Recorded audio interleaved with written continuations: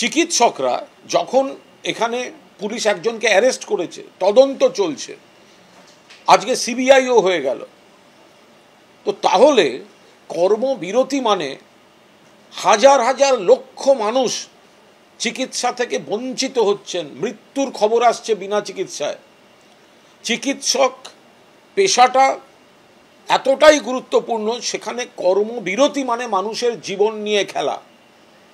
আপনারা নিশ্চিতভাবে প্রতিবাদ করুন, আপনারা নিশ্চিতভাবে নিন্দা করুন, আপনারা নিশ্চিতভাবে দাবি জানান, কিন্তু আপনারা কাজ কেন বন্ধ রেখেছেন?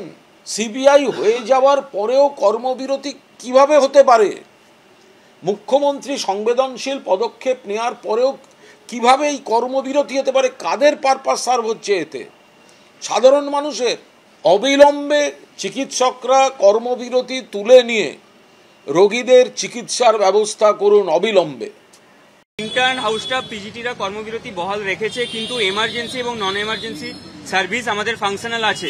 ওখানে প্রফেসর, এইচওডি এবং অন্যান্য ডাক্তারি সহকর্মীবৃন্দ আমাদের কাজে নিযুক্ত আছে। পেশেন্ট পরিষেবা কোনোভাবেই বিঘ্নিত ঘটছে না। যেটা ভুল মেসেজ বারবার পোর্ট্রে হচ্ছে যে এমার্জেন্সি পরিষেবা বিঘ্নিত আছে এবং রোগীর পরিজনরা কোথায় যাবে, এই কোশ্চেনটা যে উঠছে, এটার পরিপ্রেক্ষিতে বলতে চাই আমাদের এমার্জেন্সি পরিষেবা সবসময় খোলা আছে। 24/7 এমার্জেন্সি পরিষেবা এখনও চালু আছে। তো রোগীর পরিবার পরিজন বা রোগীর কোনো রকম সমস্যা আমরা হতে দিচ্ছি না, হতে দেব না। Only we residents have pulled back ourselves from the emergency and non-emergency services. Hospital services are going on. আমি এখানে এসেছি কলকাতার নাগরিক হিসেবে। আমার মনে হয়েছে কথা বলিস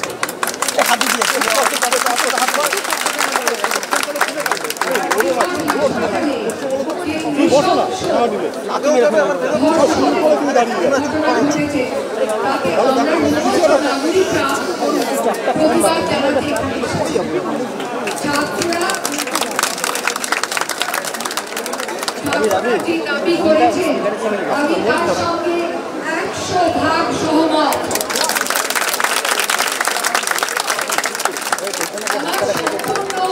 সমর্থন জানাতে আজকে এখানে এসেছি। আমি শুধু বলতে পারি আমি লজ্জিত, আমি লজ্জিত কলকাতার নাগরিক।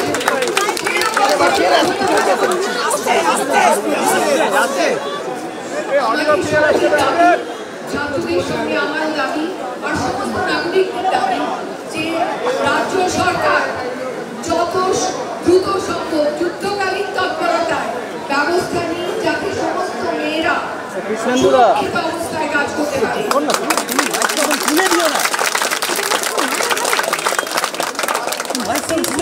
ক্যামেরা যথেষ্ট নেই কেন? তার দাম কে নেবে?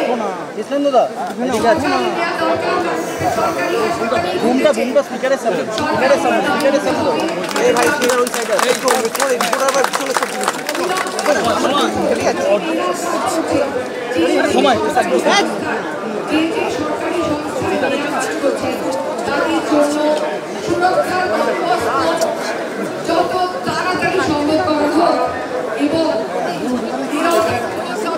চালানো হোক। দোষীকে খুঁজে বার করতে, অপরাধীকে খুঁজে বার করার ফলে কঠিন দৃষ্টান্তমূলক শাস্তির দাবি আমরা করছি।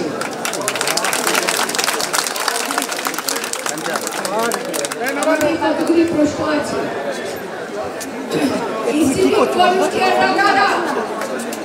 তাকে কেন ঢুকতে দেওয়া হচ্ছে? ভলান্টিয়ারদের মধ্যেই কিন্তু লুকানো রয়েছে যত নষ্টামি বীজ, এবং সিভিক ভলান্টিয়ারদের ঢোকা বন্ধ করা হোক। পুলিশের জবাবদিহি করার প্রয়োজন আছে। কেন পুলিশ তক্ষুনি এটাকে অবস্থায় দেখেও কেন তক্ষুনি এটাকে একটা আত্মহত্যার ঘটনা বলে ঘোষণা করল?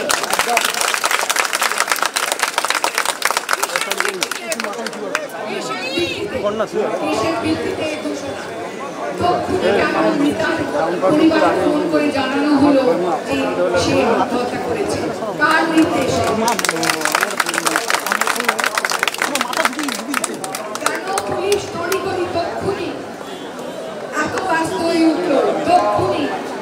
পোস্টমর্টেম করার জন্য। প্রশ্ন আমাদের সকলের মনে উঠেছে এবং এইসব প্রশ্নের জবাব আমরা চাই। এই জবাব জানার অধিকার আমাদের আছে এবং আমাদের দাবি যে এই পুলিশের ভূমিকা নিয়ে